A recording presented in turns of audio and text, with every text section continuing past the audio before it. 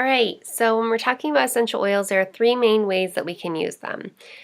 We can apply an oil topically, which is one of my favorite ways. You can rub it in, breathe it in, apply to the back of your neck. You're putting it on your skin, you're applying it topically. You can ingest them. We have an entire line called the Vitality line, specifically formulated and safe and labeled for ingestion, which takes a lot of the guesswork out of it. And then you can also diffuse and inhale them, sometimes just out of the bottle. The diffuser is amazing, and it gives you the ability to take your oils in throughout the day consistently by breathing them in as well. Tests have shown the oils can reach your heart, liver, and thyroid in less than 3 seconds when they're inhaled, and they are found in the bloodstream in just 26 seconds when you are applied topically. They work fast and they work well.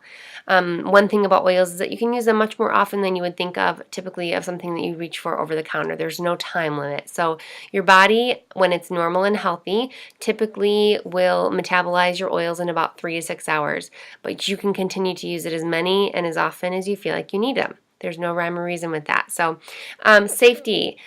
Our citrus oils are photosensitive, so you don't want to go out into the sun. Like if you can think of the lemon, the sun and spray.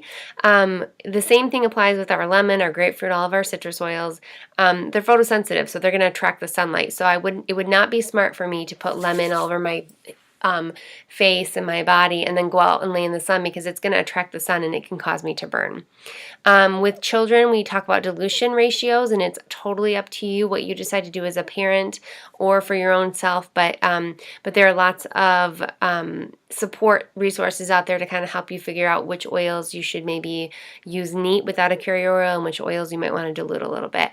And then you just want to be careful to avoid your eyes, your ears, and the insides of your nose directly with oil. If you do happen to get oil near your eyes, you don't flush with water, because that will make it worse. You actually use the fatty oil like olive oil or coconut oil, which would just slow the absorption down and take away any issue with that, but we just try to teach to avoid those. So what are oils? Oils are, through the distillation process, they're essentially the lifeblood of the plant. They're all the most powerful part of the plant. So whatever that plant was created for, whatever things that are inside that plant, the essential oil is the meat of that. Okay, it's the heart of that plant.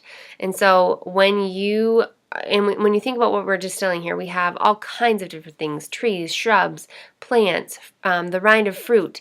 The list goes on and on depending on what we need. We love everything from a frankincense tree, where you literally have to shave the edge of the bark off and let the resin dry, to a cold pressed citrus fruit, where we cold press the rind to get that oil, and lavender, for example, which is distilled by the actual plant itself. So every plant is distilled differently based on what it needs. It's distilled for the amount of time that it needs, and it's distilled for at the temperature that it needs to give you the precise therapeutic benefits.